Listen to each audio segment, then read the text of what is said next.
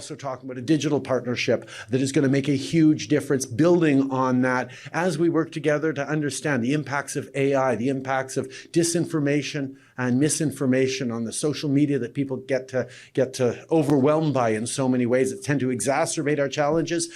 That's the big second announcement we're making. You know, when he starts going like this with his head, you know, that's when you know a big lie is coming. You know, 91% of Liberal voters in 2021, if I'm remembering the Abacus poll correctly, found Trudeau inauthentic and phony. Am I remembering that right, Olivia? I think it was 91%. It was an enormous number.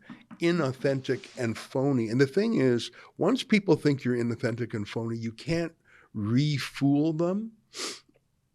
I really think the best analogy is when you're sort of enchanted or you have a crush on someone, let's say, maybe you're in love with them, and then you see something about them, the mask falls, the veil falls, and you see their true nature, you see them do something or say something, and you just instantly realize you were sort of tricked, and you can never look at them the same way, and you fall out of love.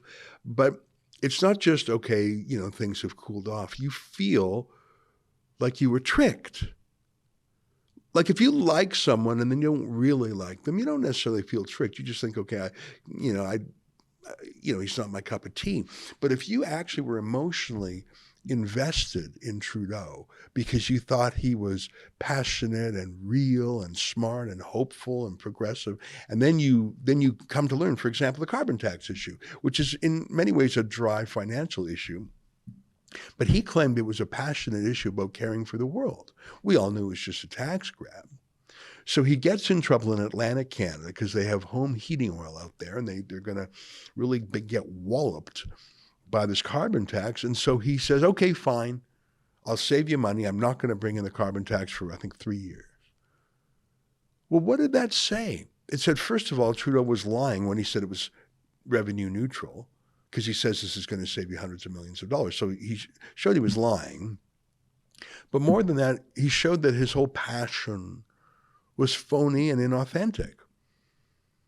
That he absolutely would throw away his centerpiece legislation if it meant saving a few Liberal MPs out there. I follow on Twitter Catherine McKenna, the disgraced former environment minister, and she was so appalled by him, she fell out of love with him too. And that's what I mean. Yeah, show that Abacus survey. Yeah, put that on the screen just for 1 second. Those who have a negative impression of Trudeau and voted Liberal in 2021. So understand this. These are people who voted for Trudeau just 2 years ago, but they've soured on him. I don't like him as a person. Only 23% are saying that. But 77% are saying, I'm tired of him. You know, I just don't want to see his face or hear that substitute drama teacher sound. He got Canada into this mess. 2/3 of people say that. He has a clear vision of where he wants to take the country. Only 14% believe that. And then look at the next one. This is the money shot here. He's authentic and genuine. 9% say that. Whereas look across the row there, 91% say he is inauthentic and phony. These are people who voted Liberal in 2021.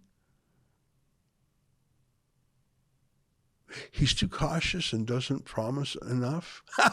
Only 18% say that, whereas 82% he makes promises he can't keep. You think.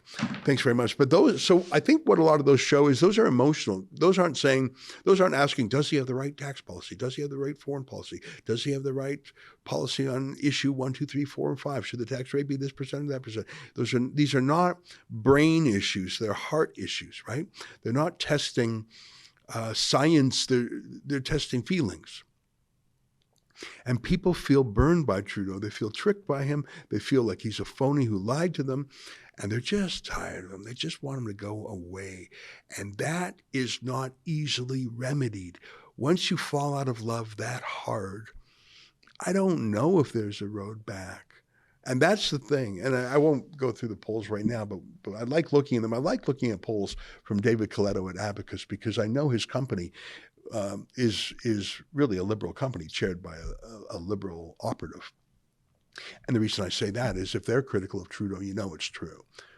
I mean, if a right-wing pollster, I don't even think there is one in Canada, were to critique Trudeau, you'd say, well, that's just a right-wing pollster. But when a Liberal Party pollster like Abacus says that, you know, you can take it to the bank. Do you want to start feeling like your pre-COVID self again? You're not alone. The wellness company's Spike Support Formula is an all-natural supplement to help people do just that.